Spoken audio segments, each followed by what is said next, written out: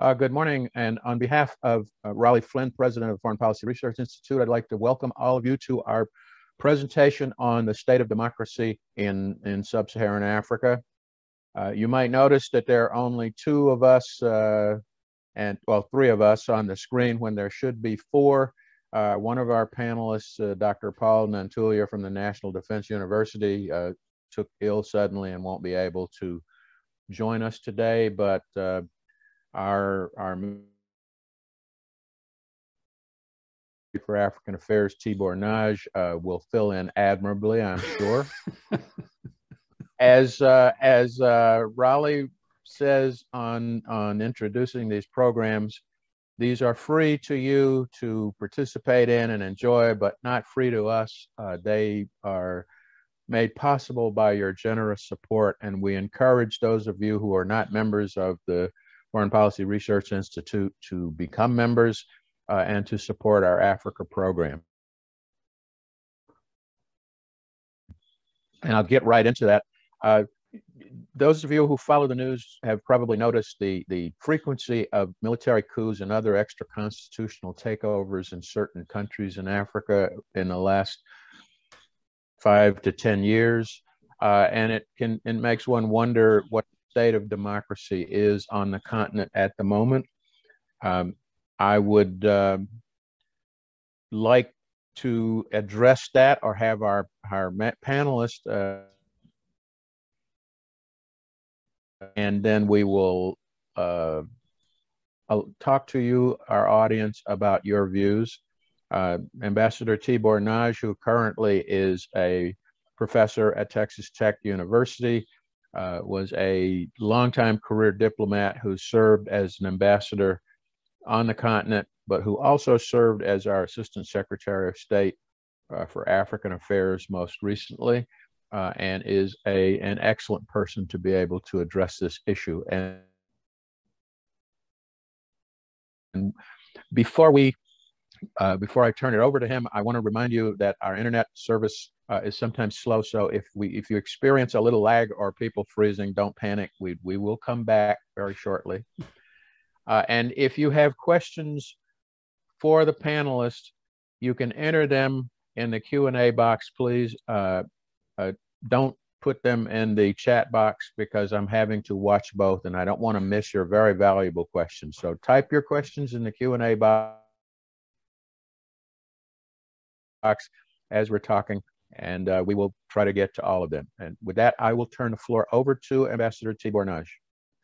Thank you very much, Ambassador Ray, and quite a challenge. You asked me to spend about 4 minutes teeing up this subject, which of course we could spend a whole course on, but we'll do our best.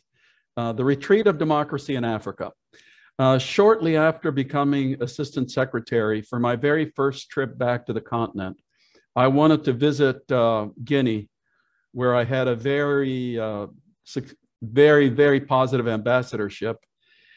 And I landed and I was off to see the president, Alpha Conde, who in my day as ambassador had been a raging member of the opposition, locked up by the then president. And going there, my colleagues and I looked out, and it was no longer the friendly, congenial Conakry that I had remembered. Instead, just looking at the streets, it was full of very clearly hostile, frustrated, angry young people. Sitting with the president, we had a sense that he was totally clueless about what was going on right outside his window. And on the way back from meeting with the president, I said to my colleagues, this place is like a powder keg. It's going to explode. And we know what's happened since then. So the retreat of democracy in Africa. There are so many aspects and so many complications. I want to throw out just some possible topics. First of all, the retreat of democracy. That implies that it is retreating from democracy to a less democratic state. But is that the case? Was Africa more democratic before the current coups happened? Or was it more a Potemkin democracy, where these countries had the institutions that seemed democratic, kind of like a Russian Potemkin village, but in fact, they were not? Then we also have to talk about the big question: what is democracy, and how is African democracy possibly different than what we're thinking about? Now, also, I think we have to think about, is what is currently happening impacting all of Africa? Because I don't believe it is. I think that we're talking about a subset, i.e. specifically some Francophone states in a set, i.e. basically what amounts to the ECOWAS block of nations. And then we have to ask, are today's coups the same as the many, many coups that happened in the 1960s, 1970s, and 1980s, or are they somewhat different? And then another question, which I think impacts us in the policy community: what is the appropriate response to those outside of Africa to what is happening in Africa? Because we know that China and Russia don't care. So that basically means it's up to the West. And that brings up the question: how do we, i.e. the West, balance our support for our ideals, i.e. human rights, good governance, participatory democracy, with pragmatism, i.e. combating the growing risk of extremism beyond the Sahelian states to coastal West Africa? So I would like to close off with that and turn it over to you, because I think those are some of the questions that we really need to be looking at. Oh, thank you. That does set the stage well. A question that comes to my mind, though, in thinking about, I mean, you make a good point when you say that talking about democracy in Africa sort of obscures the fact that you've got 54 countries, and they're all quite different from each other, with different states of representative government. And I think you really hit it when you said we need to define what we mean by democracy. Does democracy, as Africans see it, fit with democracy that we know? But one of the things that struck me in the few African countries that I visited is most of these countries, whether they're Francophone, Lusophone, or Anglophone, have a village tradition that is almost analogous to our New England town hall type governments. And while they inherited different forms of governance at independence, they had that African tradition of village democracy that they could have fallen back on. What's your view of why they didn't do that? Why did these countries not take the village form of governance and move it up to a national level? Is there an understanding of that?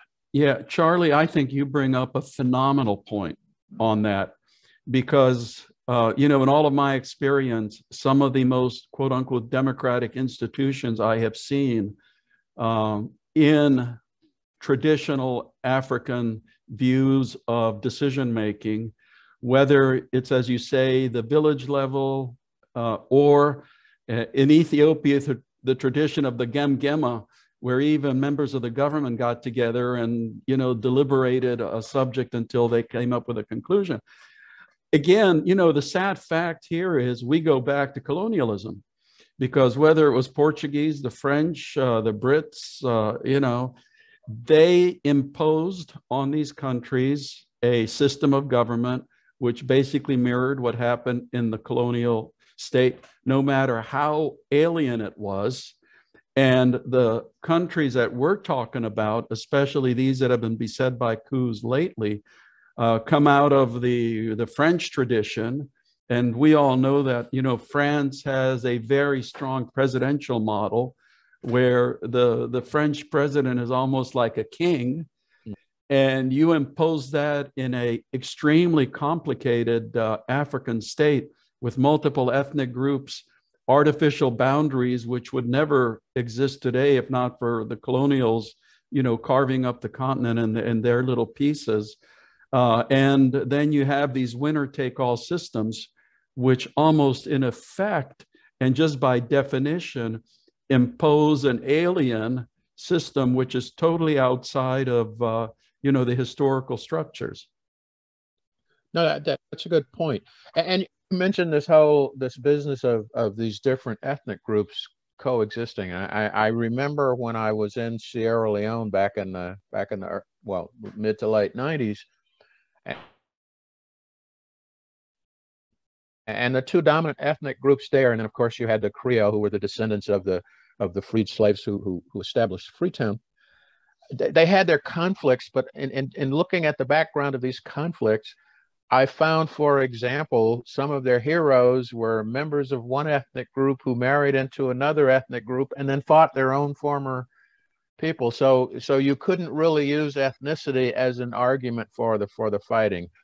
And unlike the way it was done,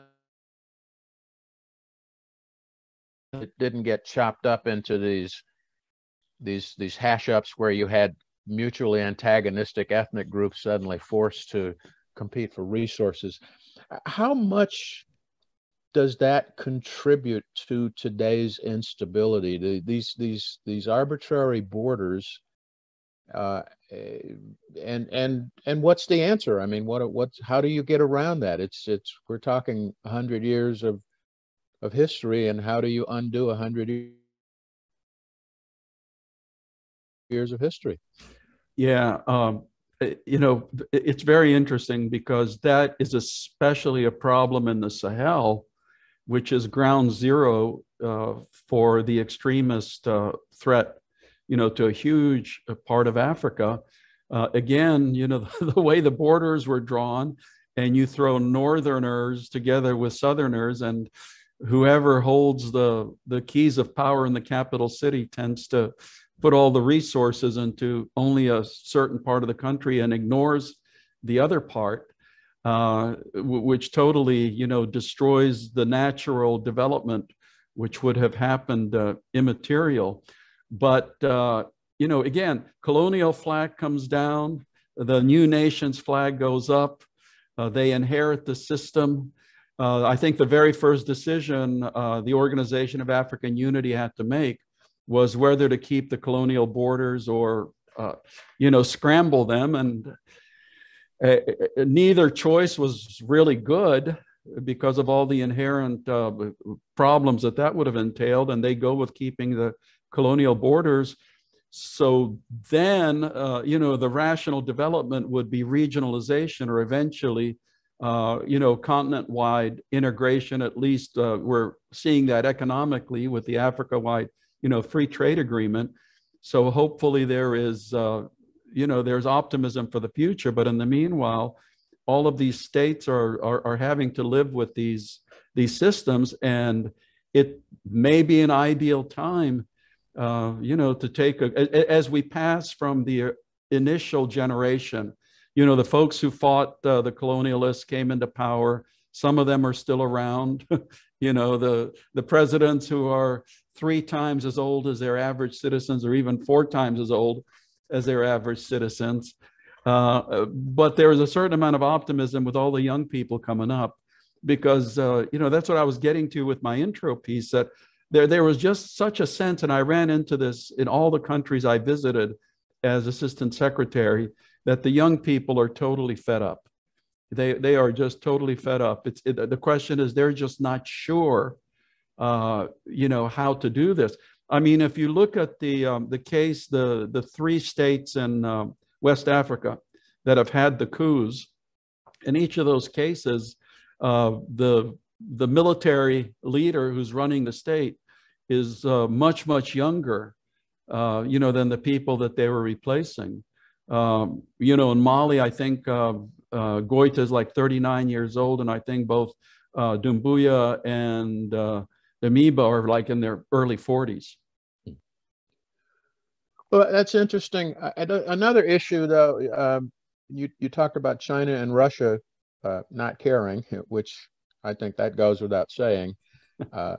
But you know, there are other foreign states that are involving in Africa, and in the wake of Ukraine and the fact that China is our major competitor, I think we sometimes lose sight of the fact that you have some other non-democratic players who are quite active in the continent. Turkey, for example, is moving into a lot of areas of the continent, especially up in the northern parts. You have the United Arab Emirates that's intervening in the Ethiopian conflict on the side of the central government. The Iranians are dipping their toe in the water in a number of places. How do we, as the American government, as we craft our policy and try to live up to our ideals of promoting democracy and good governance, how do we deal with these other players, these bit players who can still be quite a thorn in our side if we're not careful? Yeah, I think, honestly, though, even those players that want to involve themselves in Africa are, except for the Russians. I mean, I put the Russians in a special category because they are very parasitic.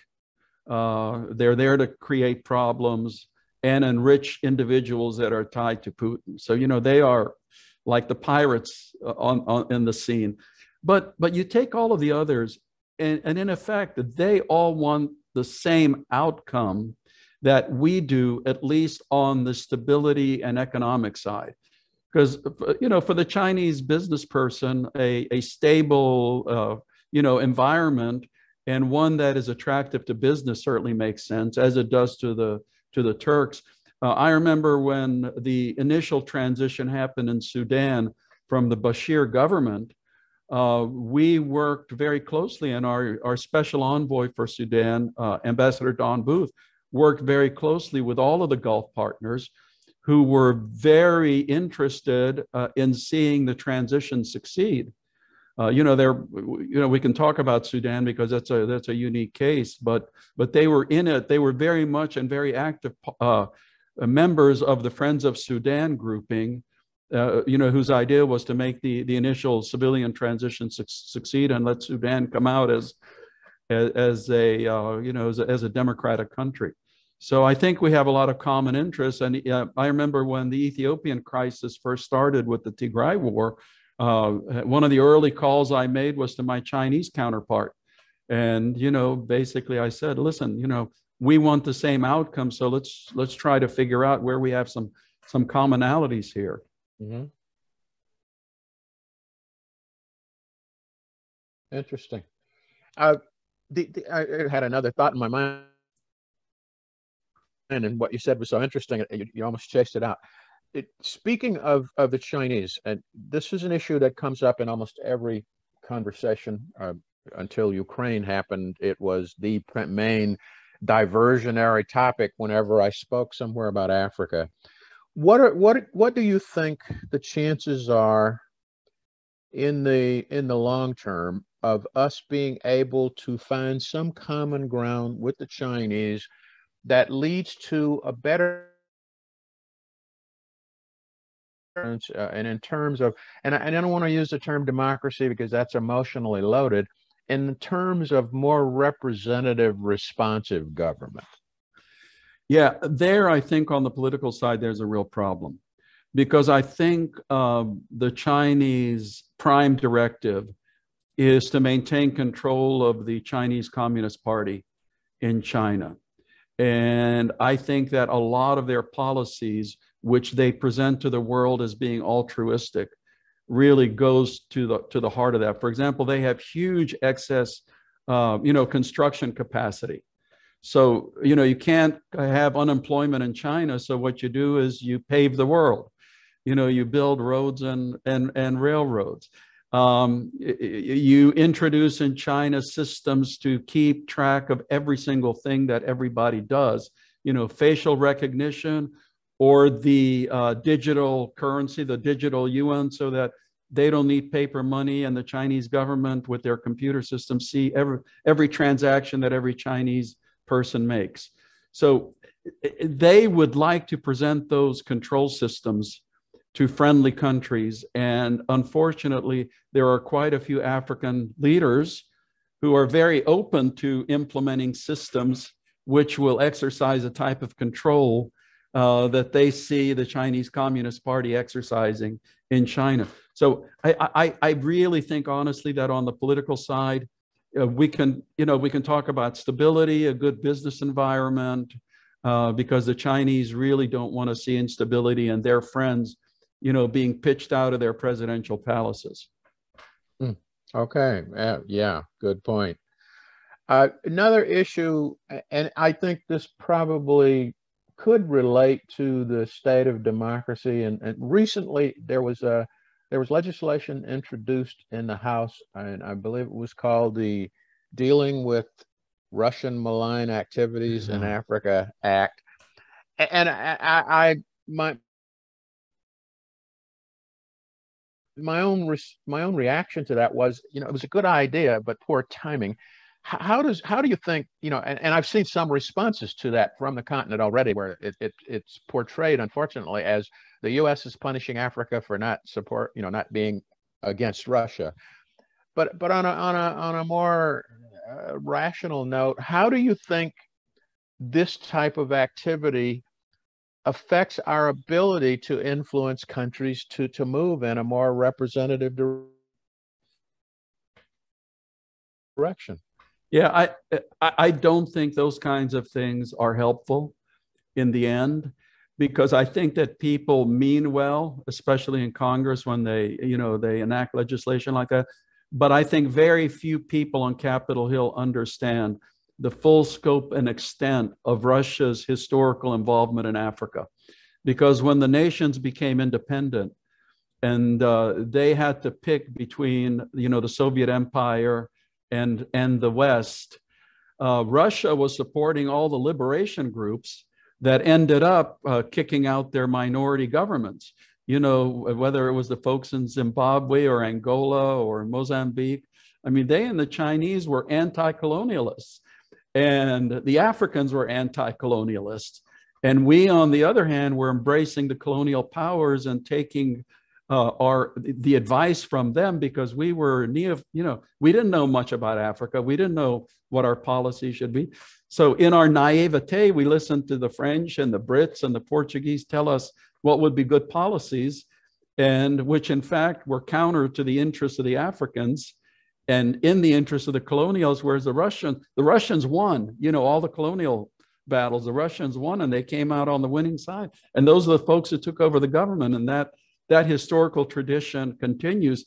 So anytime we speak up against the Russians in an African context, there's immediately some historical suspicion as to what are our motives. Even when we are genuine and we really want to see good governance and democracy, which is exactly what Africa's young people want as well.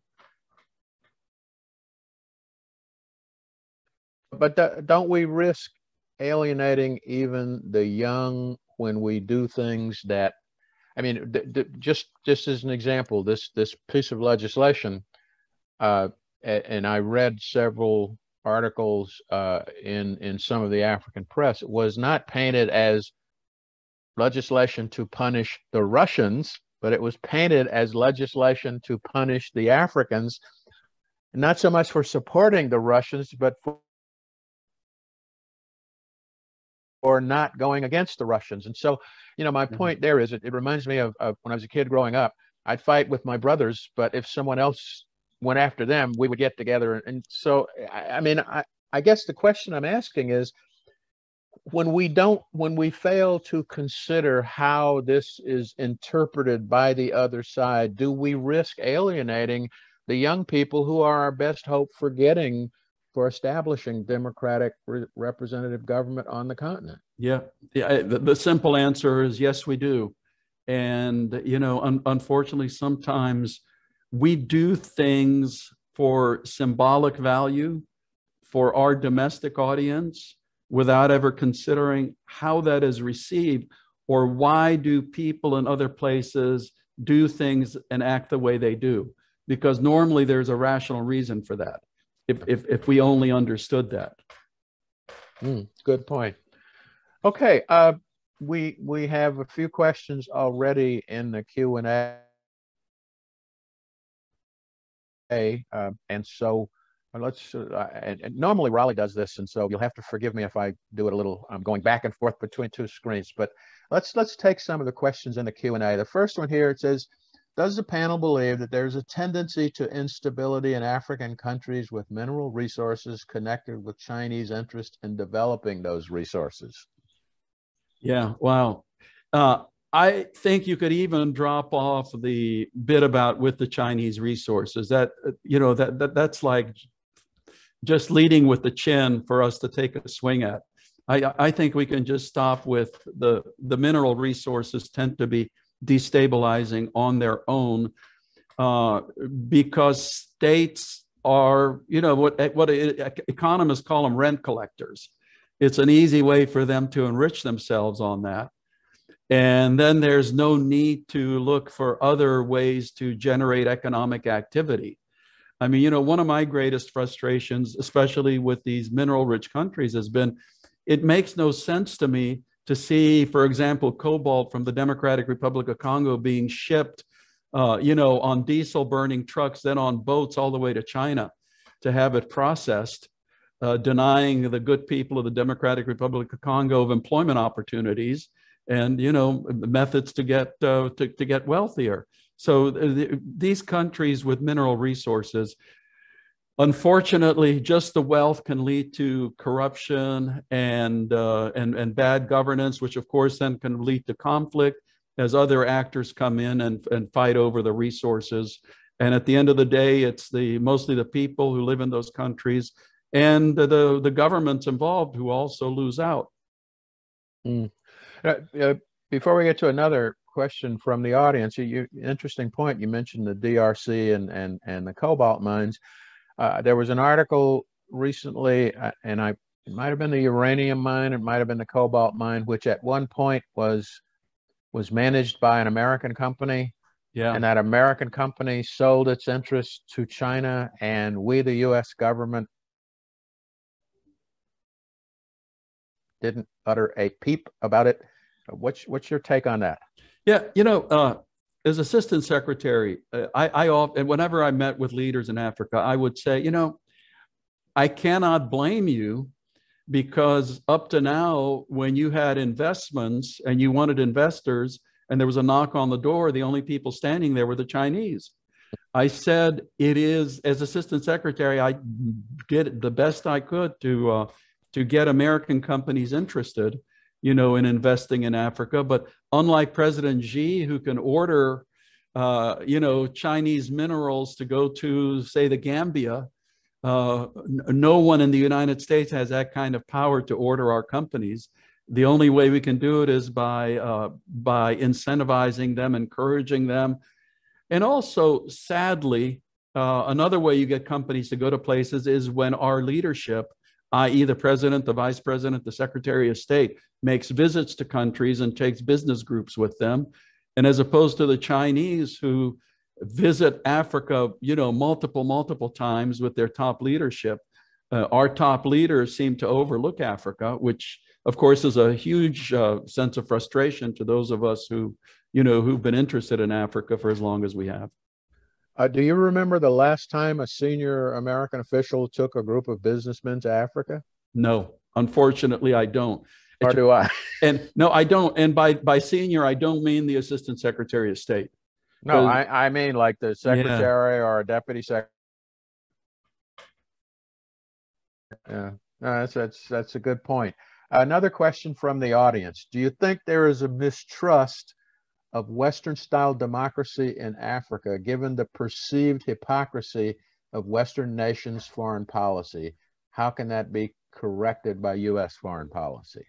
Yeah, there is. Of course, there is. And that's where I think that we often make a huge mistake by exercising what I call megaphone diplomacy, of in effect shouting at people and in doing it in a way which comes across as a big brother, little brother, educator, student kind of relationship. If you want to have an honest relationship, it has to be based on equality and mutual respect. And on the African side, I think there also needs to be academic movement in governance. I mean, you know, the federalist system in Ethiopia is hugely controversial. But, you know, at least they tried to introduce a new kind of system which they believed was based on their culture and their history and their ethnic makeup. Or when Nigeria designed its party structure so that for a party to be a national party in Nigeria, it had to have, you know, X percentage of people supporting it in so many of their states, so that they tended to move away from ethnically based parties to truly national parties. So yeah, absolutely. When the West preaches, and you know, this is true in personal relationships too. When someone's preaching at you, you tend to initially kind of tune them out. Yeah, good point. I noticed some people are putting their questions in the chat box. So if I miss you, I apologize in advance. I'm going to try and take one from the chat box now, so that we don't overlook people. It says, "Hi, I'm from the Democratic Republic of Congo and found it interesting that you mentioned my country.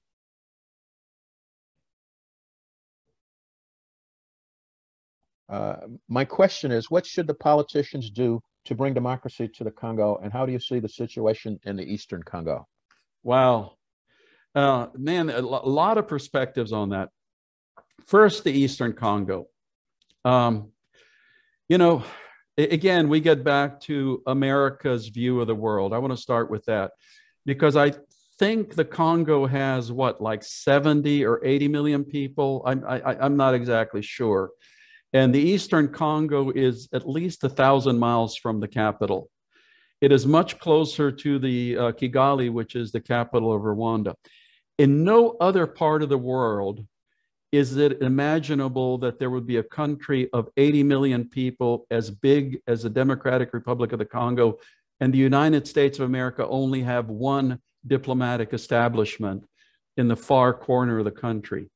Other places in the world, we would have several diplomatic establishments to be able to do much better reporting, seeing, implementing our programs. So that's one. Two, we know the tragic history of the Democratic Republic of the Congo. And I know that there will be elections coming up again soon.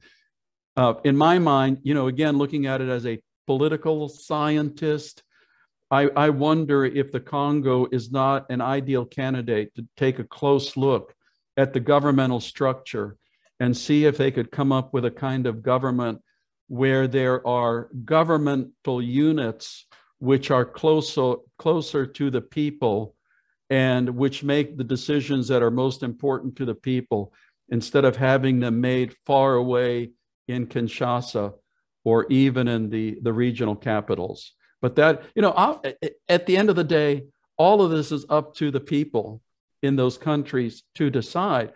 As the level of education rises, as more and more, you know, African universities take on the kind of credibility to be institutions in global context, I think that you will have a lot more political theory and involvement coming into these various places. Okay. All right. Thank you. Another question from the audience. Rather than focusing on China or Russia, is there more leverage by focusing on economic assistance to craft better food growth, transportation, and financing, including local farmers' incentives? Yeah, absolutely. The question is, how do you make that happen? Because there have to be, you know, this is a 360-degree issue. You cannot do it all internally. Say you take a target country and you work with that country and say the leadership is absolutely serious about wanting to improve conditions in the country. So for that, I will give you as example Zambia, because recently Zambia has undergone a very positive transition to a really, you know, forward-looking leader.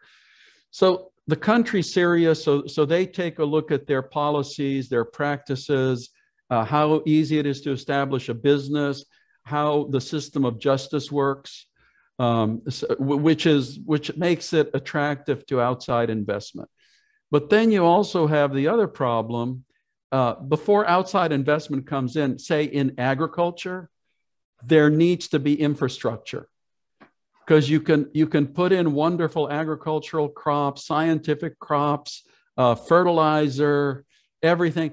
But if the road's broken, it doesn't make any sense. Or if somebody in a uniform ties a piece of rope across the road and shakes down every single driver trying to take the produce out. So that the infrastructure has to be looked at. And, China has brought infrastructure to Africa. They were the only ones willing to do it, and they have done it. So the infrastructure. And then you have the outside piece, because you have to educate outside investors, especially in places like the United States. Europeans have been there a long time. The Chinese now, have more investment in Africa than anybody else. But you have to get some of these others. Now, the Turks are coming in a big way. They're investing in agriculture. The Gulf Arabs are coming in a big way. Same thing in America. And we tried to do that with Prosper Africa during the last administration to give potential investors more of an option. So it's like an orchestra. It's like an orchestra. But the conductor of the orchestra has to be the leadership in the country.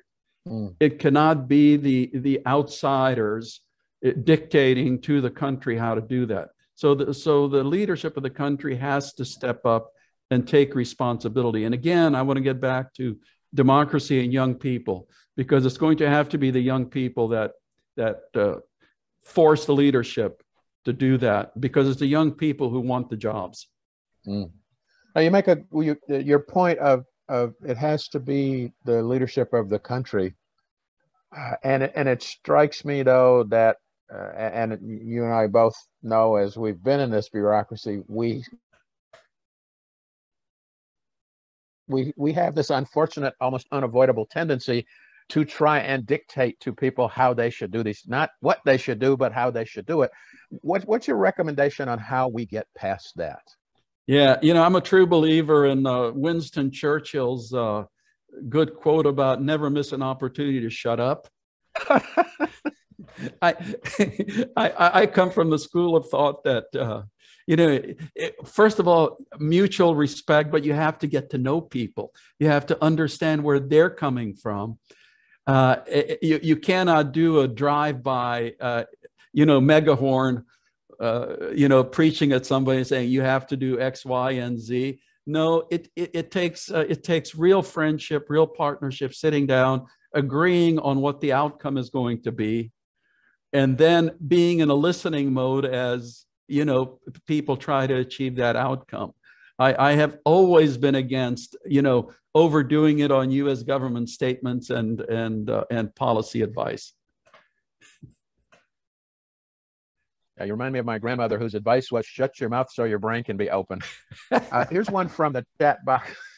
Here's one from the chat box. It's long, and I'm going to try and summarize it well, but it's very interesting. And you spend a lot of time in Guinea.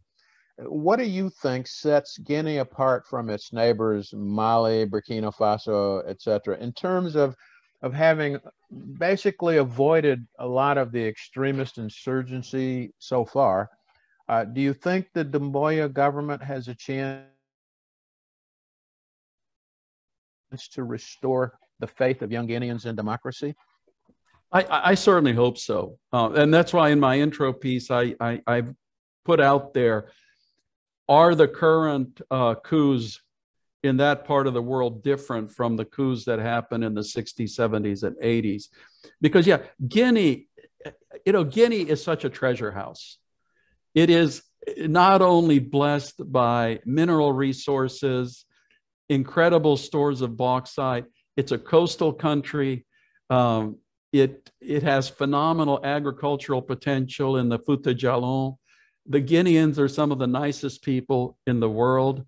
It has every component that a country needs for incredible success. And look at the Guineans who leave Guinea and the incredible success that they have. But I can extend that to just about every nationality in Africa. So, so what has Guinea lacked? Honestly speaking, yeah, for part of it, it was education. The educational system was substandard, but Guineans are now much more educated than they were even when I was there. But what has Guinea lacked? Honest to goodness, it's been good government.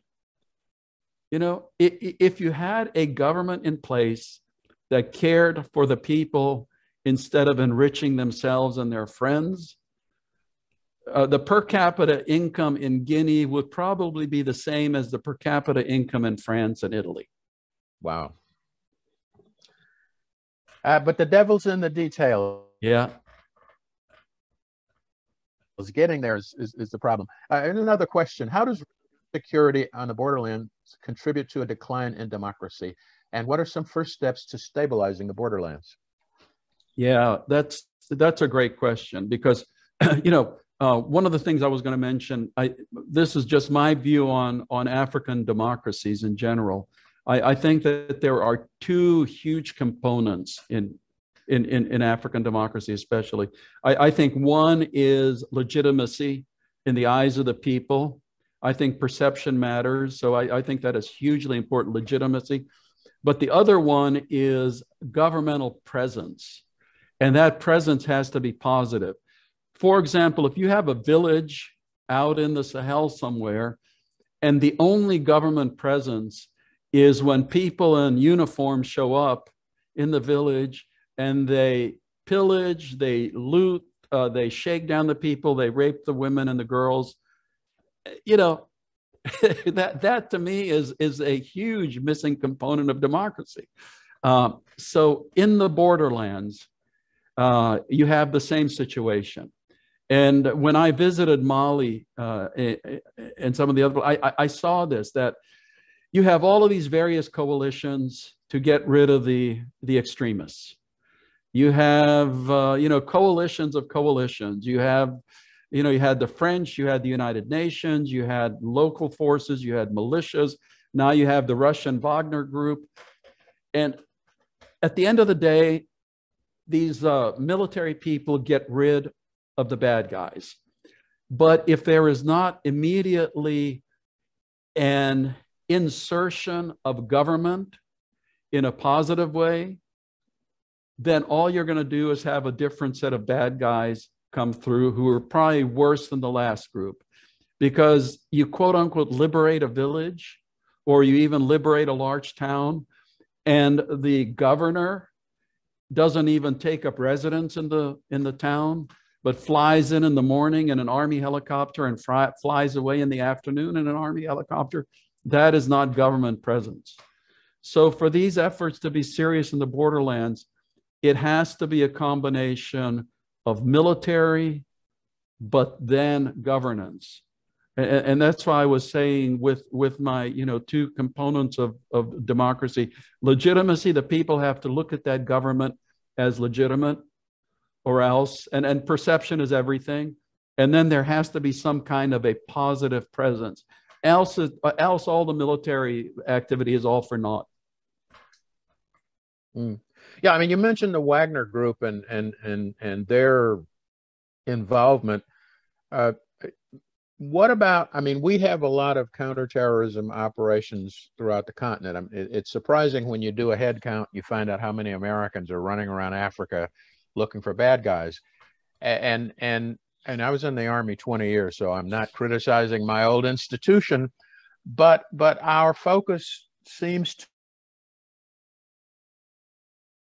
to be on find the bad guy, kill the bad guy, go home. And are we not also contributing to this misperception of, we're only concerned with an area when they might have something there we don't like, we come in, we blow up what we don't like, and we go home? Yeah, absolutely. One of my big objections is the way we measure success in those kinds of things.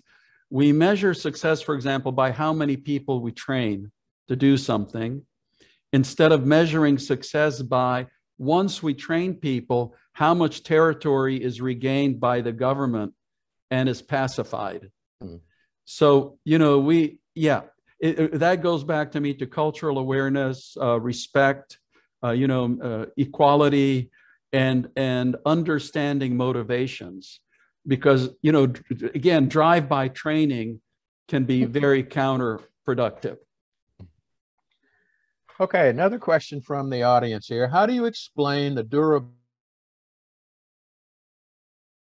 durability of Ghana's democracy, given it's surrounded by Francophone countries with unstable institutions that are prone to coups and terrorist attacks? Yeah, one of the things about Ghana, I think, which again is the mark of a maturing democracy, is when you go away from systems that are totally based on individuals and into systems that are based on institutions, so that institutions serve kind of as a protector of the democracy. Now we know the history of Ghana and what they went through with earlier coups, Flight Lieutenant Jerry Rawlings, but there's a gentleman who matured on the job. He changed quite a lot. He stepped aside, even though he felt like he could do a much better job than some of the people who came after him. And the people have just recently, I remember in Ghana, there was an election which the opposition won by less than 1%. And the president stepped aside and, turned over power to the opposition. So you have that faith in the institutions, and you have to have the faith in that elections. Although I personally do not equate elections necessarily with democracy. No, I agree there. I mean, if elections made democracy, North Korea would be the most democratic country on the planet. But it's interesting. You mentioned institutions, which is something that during my time in government, I hammered away, is that we need to focus on institutions, not individuals. And a current case that I think underscores that as well is Sierra Leone, which when I served there, it was the military junta and a rebel war. And I thought it was rather interesting. The last election was won by the individual who was the #2 in the military junta when I was there in the 1990s. And this was his second run at the job. And it was a complete peaceful turnover. And even though Sierra Leone is still a very poor economy and still lacking in a lot of infrastructure, it's been peaceful. And there have been a number of peaceful transitions of power over the last several years, which I think really validates what you're saying, is that it's the institutions that count. And if you get the institutions, the other can be brought along. But I mean, getting wealthy doesn't mean you'll have a good government. Another question here.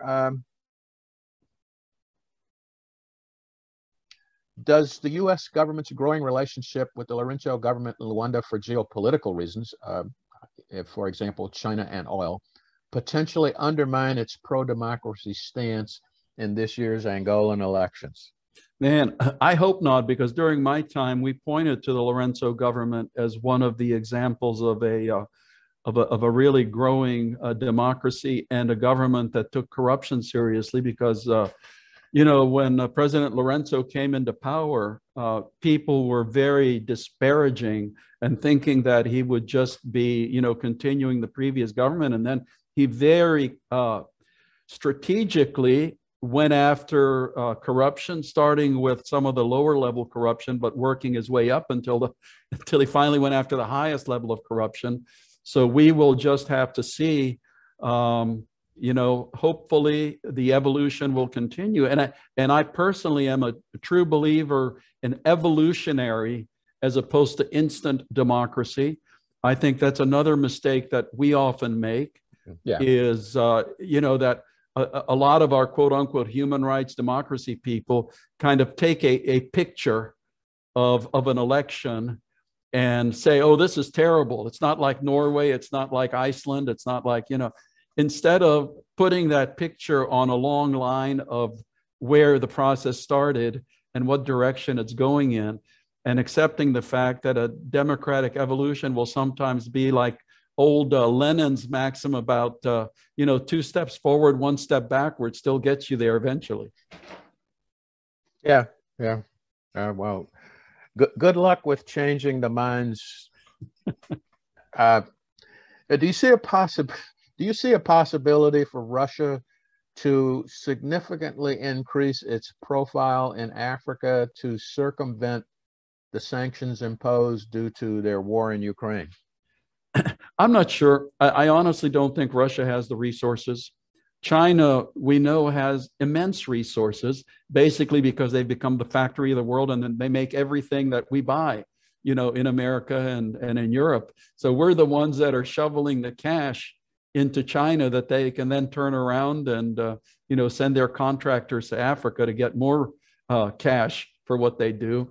But Russia just does not have the resources. And also, if you look at Russia, they basically are a materials, commodities country themselves. Because if you look, part of the food crisis in Africa now is because of the immense grain shipments that had come from Russia and from Ukraine not making it. So Russia is actually producing some of the same things that Africa is producing. So I really don't see the Russians find Africa appealing because of things like gold and diamonds and treasures like that, and the ability of the Wagner Group to get contracts from various African governments to kill their enemies, basically. So, that's how that is. It's interesting you mentioned that the Russians are interested in the gold and other extractive things. I was reading a book recently, talking about the search for the gold of the Kingdom of Mali by the Portuguese is what basically led to the age of great sailing ships and discovery. So the more things change, the more they remain the same. And the Russians the Rus at the time were also involved in that. Here's another interesting question. What, if anything, should the U.S. do to disassociate ourselves from the European colonial policies that have made us look bad by contrast with Russia? Yeah, honest to goodness, it's a little late, because what we did is what we did, and history shows that. About the only thing we can do now is have a consistent policy that is very supportive of Africa's young people, because Africa's young people definitely want to go in the right direction. And I hate to use the word a policy with hypocrisy, but we need to apply the same standards around the world. That if we say we're going to support X, then we have to decide to support X, and not say, well, we only support X here in those countries, whose relationships are not essential, in countries which are not shipping us or producing 2 million barrels of oil a day. I think consistency is the key there for us to really get back a positive image. Not just, the United States still has a very positive image amongst Africa's young people, as a recent poll showed. It's just that our positive image for the first time is now lower than China's. China, I think, came out like 78% positive, and the United States 72% positive, which is still a good record, but not as good as it should be. Yeah. Another question here. Your point on data control and Chinese system capacity operating in Africa made me think of possible effects of consciousness and culture. Is it possible controlling systems could shape consciousness, culture, and political orders? Fukuyama mentions a Western consciousness spreading around the world following the passing of the Soviet Union. Is this where American foreign strategy needs to invest? A consciousness of power, freedom, and independent action of representative political orders? That's a complicated question, but I hope you got it. It is a complicated question, but here's the deal. The answer is, as long as the West and the United States really supports open information systems that enable people to have honest exchanges with modern technology, and does not do like the Great Wall of the Chinese internet does, is forbid people from accessing certain sites, then you can have an honest debate and an opening of minds and an evolution of all of our cultures. I mean, the U.S., I came to the U.S., I arrived here in 1957, and there's been incredible transition in our culture because we truly are, heading towards a multicultural society. There's not one quote unquote correct standard. And we know African cultures have been very traditionalist. They have been very village focused. But as Africa transitions to an urban continent, I think I think at least in the next couple of years, it'll tip over 50% urban. At that point, African cultures would also transition, both incorporating from others, but also giving to others. So that's where I think that the open communication systems and technology systems and honest debate are key to this. I mean, I don't like all the comments I get on Twitter, but I certainly respect everybody's right to, to voice whatever they want to voice. Okay, we have time for one more question. Are we right or wrong in treating Africa as if it is a political entity rather than just a geographic entity? Is the nation Africa? Yeah, hugely incorrect. That's why I said in my introductory remarks that what we're talking about is a very subset of a region, not even the region itself, because 54 countries. As I tell my students, how many countries, that depends on which all you count, but let's say 54 countries, dramatically different regions that are dramatically different. Southern Africa, you have one very, very bad example there of a state, but the others are moving forward. West Africa, difference now between the Francophones and the Anglophones, but the whole continent is dramatically different, and it's a huge mistake to treat it not as a geographic entity, but instead as with the commonality that mostly Westerners apply to it. Good, thank you. Well, we are running out of time, and I don't want to impose upon you anymore. I know you're a busy man. Thank you very much, Ambassador Nagy, for your presentation and your patience with me and having to go back and forth between the screen and the Q&A box to make sure that I got the questions right. To all of those whose questions I butchered, I apologize. I have old eyes and I'm reading small type. Thank you all for your presence, and we look forward to seeing you again. A huge thank you to Ambassador Tibor Nagy for being with us today.